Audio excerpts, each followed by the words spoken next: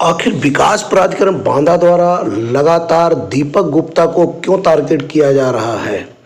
आखिर दीपक गुप्ता को उन जमीनों का भी मालिक बनाया जा रहा है जो जमीनें कहीं है ही नहीं। आखिर दीपक गुप्ता को किस अधिकारी के द्वारा या किस नेता के दबाव में आकर के भू माफिया बनाने का षड्यंत्र किया जा रहा है? दीपक गुप्ता एक पत्रकार के साथ साथ एक व्यवसायी भी है और लगातार जिस तरह पत्रकार को और एक व्यापारी को षड्यंत्र के तहत लगातार एफआईआर कराना, लगातार उत्पीड़न करना कहाँ का न्याय संगत है? जबकि दीपक गुप्ता ने छाती ठोक करके सभी मीडिया वालों के सामने जो साक्ष्य दिखाए उसका जवाब अब तक, जबकि जो भी विपक्ष के लोग हैं दीपक गुप्ता पर आरोप लगा रहे हैं, उन्हें ये साक्ष्य देना चाहिए कि आखिर दीपक गुप्ता कैसे भूमाफिया बना या दीपक गुप्ता के खिलाफ जो एफआईआर दर्ज कराए गए हैं वो कितनी तार्किक हैं या किस तरह वो वैधानिक हैं, या किसी को षड्यंत्र के तहत भूमाफिया बना देना, अपराधी बना देना, ये कहाँ की न्याय संगत है? और उच्च अधिकारियों से लगातार दीपक गुप्ता गुहार लगा रहा है, यहाँ तक कि माननीय मुख्यमंत्री उत्तर प्रदेश सरकार से भी उसने गुहार लगाई है कि मुझे कुछ अधिकारियों, कुछ नेताओं ने मिल करके अपराधी बनाने का षड्यंत्र बनाया हुआ है और लगातार उसमें वो सफल भी होते जा रहे हैं। आखिर क्या एक व्यवसायी को अपराधी बना करके ही छोड़ेंगे? ये साजिश करने वाले लोग जो लगातार साजिश कर रहे हैं, दीपक गुप्ता ने क्या कहा इसका भी हम आपको संज्ञान कराएंगे। दीपक गुप्ता ने कैसे आरोप लगाए हम आपको ये भी दिखाएंगे। दीपक गुप्ता लगातार अपना बचाव कर रहे हैं और उन आरोपों का जवाब भी दे रहे हैं जो उनके खिलाफ लगातार लगाए जा रहे हैं। दीपक गुप्ता ने बताया कि ऑन रिकॉर्ड गोलू शिवहरे ने हमारा जो पैसा लिया है वो ऑन रिकॉर्ड है और जो वापस दिया है वो भी ऑन रिकॉर्ड है। मैंने अगर कहीं पैसा उनसे लिया हो, उनके पास कोई साक्ष्य हो, कोई ऐसे रिकॉर्ड हो, वो हमें दिखाएं, हम उनका पैसा जरूर देंगे। परंतु सिर्फ मनगढ़ंत आरोप लगा करके किसी को अपराधी बनाना या किसी को गलत साबित करना, यह तो न्याय संगत नहीं है। परंतु इस समय जो दीपक गुप्ता के साथ हो रहा है वह तो देखने को यही मिल रहा है कि लगातार दीपक गुप्ता प्रताड़ित किया जा रहा है और लोग मूक दर्शक बनकर देख रहे हैं। वो एक कहावत है कि जब पड़ोसी का घर में आग लगे तो बाल्टी लेकर के उसे बुझाने का प्रयास करना चाहिए, क्योंकि अगर पड़ोसी का घर जलेगा तो निश्चित तौर से आपका घर भी नहीं बचेगा। आज यही हालात सभी व्यापारियों के लगातार हो रहा है, परंतु दीपक तो एक वानगी है। आज देखा जा रहा है किसी को जीएसटी के नाम पर, किसी को विकास प्राधिकरण द्वारा या अन्य तमाम प्रकार से उत्पीड़न किया जा रहा है। क्या एक व्यवसायी अपना व्यवसाय भी अच्छे ढंग से नहीं कर सकता? जब उसी नक्शे के पैसे दिए जाते हैं और उसी नक्शे को रिजेक्ट कर दिया जाता है, जब तक सुविधा शुल्क मिले तब तक काम हो, ये तो न्याय संगत नहीं है। परंतु दीपक की बातों को भी नज़रअंदाज नहीं किया जा सकता। जो दीपक सारे जो साक्ष्य दिखा रहा है, अगर उन साक्ष्यों को देखें तो बहुत कुछ साफ हो जाता है कि सच में दोषी कौन है और सच में विरोधी कौन है। जबकि सीना ठोक करके उन जो भी अधिकारी हैं या जो भी उनके विपक्ष में खड़े हैं उनका नाम भी लिया और बताया भी कि कैसे वो दोषी हैं और मैं कैसे किस तरह मैं अपराध से मुक्त हूँ, परंतु मुझे जानबूझ करके अपराधी बनाया जा रहा है। जबकि मेरा जो संस्था है वो भी रजिस्टर्ड है, जो भी मैं काम कर रहा हूँ पूरी अपने तौर तरीकों से कर रहा हूँ और उसका मैं GST भी पेड करता हूँ, परंतु न जाने मुझसे कौन सी भूल हुई जिसका खामियाजा मुझे भोगना पड़ रहा है। आज जिस तरह एक व्यापारी को परेशान किया जा रहा है, आने वाले समय में न जाने कितने व्यापारियों को परेशान किया जाएगा। ये कहना है दीपक गुप्ता का। आइए आपको सुनाते हैं कि दीपक गुप्ता ने क्या कहा और कैसे अपनी पीड़ा को सबसे बताया। परंतु अभी भी दीपक गुप्ता की पीड़ा का, दीपक गुप्ता की समस्या का निराकरण नहीं हो पाया है। लगातार उसको प्रताड़ित किया जा रहा है, लगातार उसकी जो FIR है किसी न किसी के माध्यम से कराई जा रही हैं और जो ज्ञापन भी हैं, कई ऐसे जमीनों के ज्ञापन दिलाए गए हैं जो फर्जी हैं और सिर्फ यह दिखाने के लिए कि दीपक गुप्ता के पास इतनी ज़मीनें हैं, जबकि वास्तव में जिन ज़मीनों का जिक्र बार बार किया जा रहा है, अगर प्रशासन के निगाह में दीपक गुप्ता की ज़मीनें हैं तो दीपक गुप्ता को उन ज़मीनों पर विकास प्राधिकरण कब्जा क्यों नहीं दिला पा रहा है। अगर वास्तव में दीपक के पास इतनी ही भूमि है तो विकास प्राधिकरण उसे दिखाए और बताए कि दीपक गुप्ता की कहाँ ज़मीन है, सो दीपक गुप्ता उस ज़मीन में कब्जा कर ले और फिर इसके बाद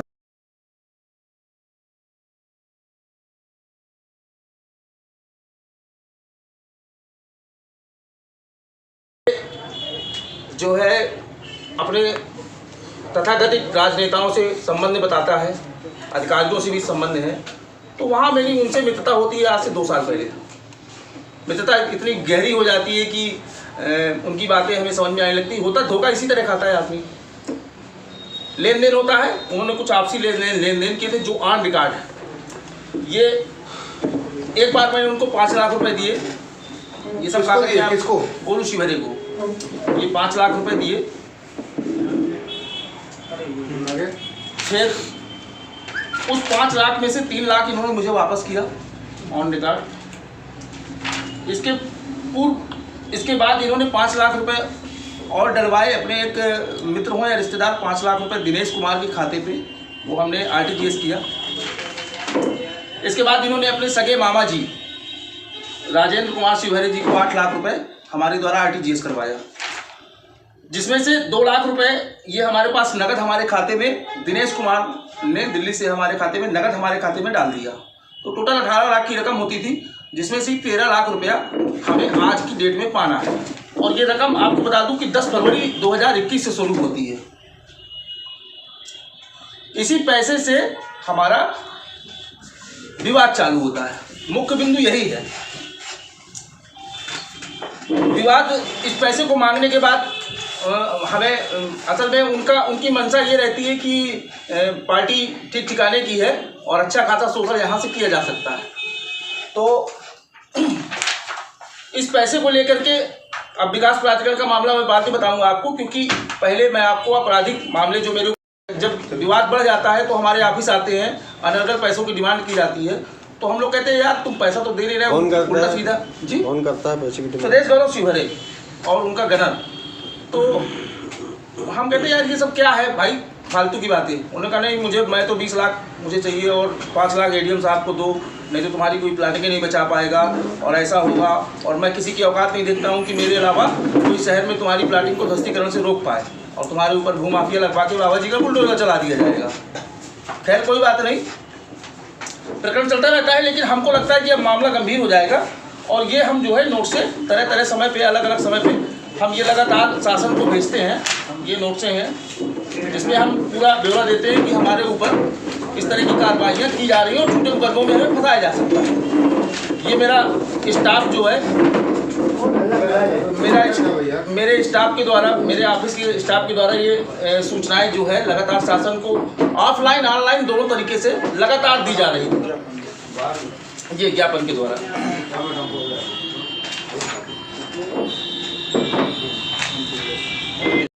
ऑनलाइन ऑफलाइन जिला प्रशासन और ऊपर सब ये हम भेजते रहे। जब मामला सुलझता नहीं दिखा और हमें लगा कि अब पैसा जो है वापस नहीं होगा, तो इन्होंने फिर षड्यंत्र अपना चालू किया पूरी तरीके से। षड्यंत्र तो पहले से चल रहा था विकास प्राधिकरण के माध्यम से, लेकिन इन्होंने हमारी आपराधिक छवि बनाने का जो प्रयास करना चालू किया वो इस तरह था। ये मुकदमा जो है इन्होंने मेरे खिलाफ दर्ज कराया कि कोतवाली में ये है सरकार बनाम दीपक गुप्ता, ये मुकदमा दर्ज कराया जिसमें बिना किसी तथ्य, भाई आप 20 लाख रुपए किसी को देंगे तो कहीं तो आपके पास लिखा पड़ी होगी, किसी जगह तो आपने मेरे साइन कराए होंगे। और विचार करने की बात है कि सन 2021 के बाद आपका मुझे 13 लाख रुपए ऑन रिकॉर्ड देना है, तो जब मेरा ही उधार नहीं चुकता कर रहा है तो 20 लाख मुझे कैसे दे देंगे आप? सोचिए आप, कोई भी बुद्धिजीवी इतना तो विचार कर ही सकता है। ये मुकदमा दर्ज कराया जाता है बिना किसी तथ्य, बिना किसी समय, बिना किसी दिनांक के, कि पैसा कब दिया गया, कब लिया गया, किस समय लिया गया, किसके सामने दिया गया, और 20 लाख रुपए नकद दिया गया।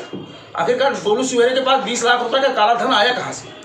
कोतवाल साहब को ये भी पूछना चाहिए। पुलिस सही मामलों की एफआईआर नहीं दर्ज करती है और आपके खिलाफ जो ये मामला एफआईआर दर्ज हुआ, आपको क्या लगता है कि किसी प्रेशर के ऊपर से हुआ? मैं भी आगे बताता हूँ आपको। तो ये एफआईआर मेरे ऊपर दर्ज होती है 20 लाख रुपए की, और इसमें खास बात आपको बता दूं कि मेरी पत्नी का नाम भी इसमें दिया जाता है और मेरे कर्मचारियों का नाम भी दिया जाता है। ये गोलू शिवहरे वही हैं जो मेरे कर्मचारी पूरे यहाँ पर आते थे तो भैया भैया करते थे, चाय समोसा कराते थे और दिन भर सेवा करते थे। तो ये गोलू शिवहरे पूरे मेरे कर्मचारियों का भी नाम डलवाते हैं, मेरी वाइफ का भी नाम डलवाते हैं और मेरा भी। जब ये मुकदमा लिख जाता है तो मुझे जानकारी होती है, तुरंत ही मैं कोतवाली प्रभारी जी को ये प्रार्थना पत्र देता हूँ कि नहीं साहब, गलत तो ये है कि मेरा तो ऑन रिकॉर्ड 13 लाख रुपया मुझे पाना है और लिख ली गई। तो उन्होंने मेरी सुनी नहीं। जब सुनी नहीं तो मैं कप्तान साहब के सामने ये प्रार्थना पत्र लेके प्रस्तुत हुआ। तो मैं आपको बता दूं कि कप्तान साहब और अपर एसपी साहब ने मेरी पूरी बात को तथ्यों सहित देखा, समझा, और उनके आदेश से मेरी तरफ से एफआईआर तुरंत जो है, कहाँ है, तुरंत ये एफआईआर कोतवाल महोदय को दर्ज करनी पड़ती है। आपकी तरफ से? जी, हमारी तरफ से, कि 13 लाख रुपए दीपक को पाना है, क्योंकि मेरा सब ऑन रिकॉर्ड है, एक कुछ छुपा नहीं है। उन्होंने देखा, अपर एसपी साहब ने तुरंत कोतवाल साहब को फ़ोन किया और कहा कि ये एफआईआर बिना तथ्यों के यार तुम कैसे दर्ज कर लेते हो? उन्होंने कहा एडीएम साहब ने कहा है। तो उन्होंने कहा क्या एडीएम साहब के कहने में एफआईआर दर्ज करोगे? ये मेरे सामने उनके ऑफिस की बेसिक फ़ोन से बात हुई थी जो मैंने इतना सुना। खैर उन्होंने फिर इसके बाद कहा कि चलो ठीक है मैं भेजता हूँ, और उन्होंने मार्क किया मेरे प्रार्थना पत्र को, और मेरी एफआईआर 2-3 दिन बाद लिखी जाती फिर भी अपर एसपी साहब और कप्तान साहब के निर्देश के बावजूद। ये एक पहला प्रकरण हो गया जो मेरे नाम जिंदगी में पहला आपराधिक मुकदमा दर्ज होता है। अब इसके बाद भाई मेरे साथ तो लगातार एडीएम साहब और विकास प्राधिकरण गलत ही। निश्चित रूप से आप कोई भी आदमी अब ऐसा तो नहीं कहेगा कि लिखित में कि मुझे 10 लाख रुपये चाहिए आपसे घूस, तो वो तो कहीं ना कहीं से दाएं बाएं से मुझसे खबर भेजेगा, तो मैं सामने वाले को क्या कहूँगा, ये तो भ्रष्टाचारी है। तो मैंने उनको भ्रष्टाचारी कहा। एक फेसबुक कमेंट में मोहन साहू जी ने एक पोस्ट डाली कि बिजली की समस्या है नगर पालिका में, हर जगह अंधेरा है, तो उसमें कृपया एडीएम साहब ध्यान दें।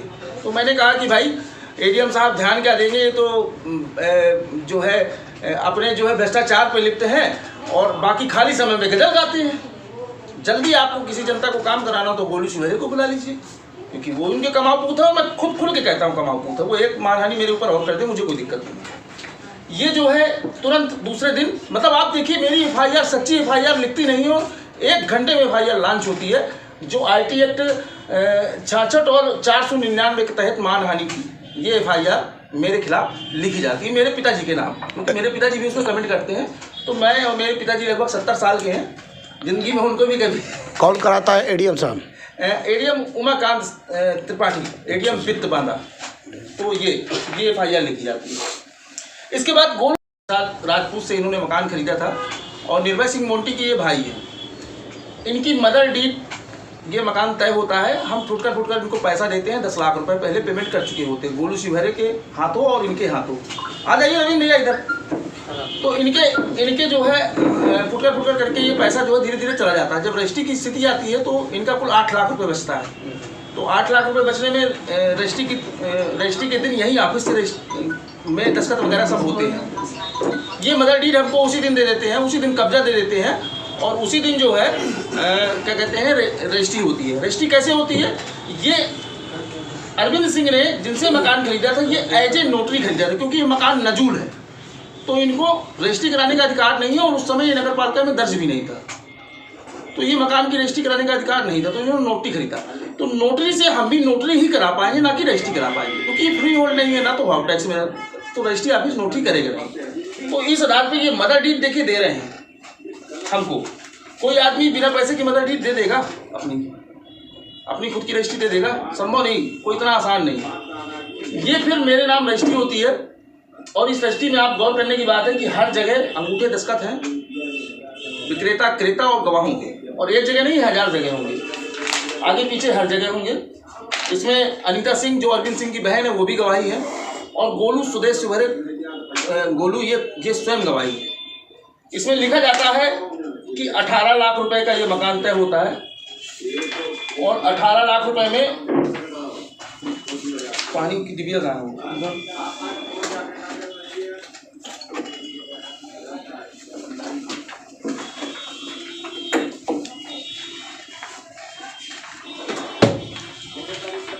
नहीं, इस मकान की ये पैमाइशी वगैरह है, कितना मकान ये लंबाई चौड़ाई में है और ये चौहद्दी है मकान की पूरी, कितने फीट का रास्ता। और आप गौर करेंगे कि दस्तखत तो आगे पीछे अंगूठे दस्तखत तो है ही, साथ में अनीता सिंह जो इनकी बहन है निर्भय सिंह मोंटी अरविंद सिंह की, उनके भी आपको दस्तखत दोबारा से मिलेंगे देखने को। ये अंगूठे दस्तखत है और सुदेश गौरव शिवहरे की भी अंगूठे दस्तखत है और इसमें हमारे जो मैनेजर साहब हैं मिले, इनके भी अंगूठा दस्तखत है। ये नोटरी होती है, इसमें हम आधार कार्ड भी सभी गवाहों का लगवाते हैं और विक्रेता का भी लगवाते हैं। आ जाइए भैया। विक्रेता का Aadhaar card, PAN card Anita Singh का भी लगा हुआ है, सुदेश गौरव शिवहरे का भी लगा हुआ है, मेरा भी लगा हुआ है, विनय जी का भी लगा हुआ है। इसके बाद ये मकान की हम फोटो खिंचवाते हैं तत्काल रजिस्ट्री के समय। मकान की स्थिति आप अच्छे से गौर करके देख लें कि जिस दिन खरीदा गया, जिस दिन रजिस्ट्री थी, उस दिन मकान की क्या कहते हैं वास्तविक स्थिति क्या थी, आपको फोटो में दिख रहा होगा। ये मकान की नाप है, पूरी नक्शा है, इसमें भी अंगूठी दस्तखत है। और ये रजिस्ट्री जो नोटरी करते हैं, ये बांदा में एक ही मात्र नोटरी संस्था है जो भारत सरकार से प्रमाणित है, श्री अभय त्रिपाठी जी के यहाँ। तो ये नोटरी अभय त्रिपाठी जी के यहाँ होती है, उनके रजिस्टर में भी ये नोटरी दर्ज है बकायदा, वहाँ भी उनके यहाँ अंगूठे दस्तखत हैं। तो कोई व्यक्ति बिना पैसे की नोटरी कैसे कर देगा? चलिए एक बार इसमें लिखा हुआ है स्पष्ट कि हमने 18 लाख रुपए में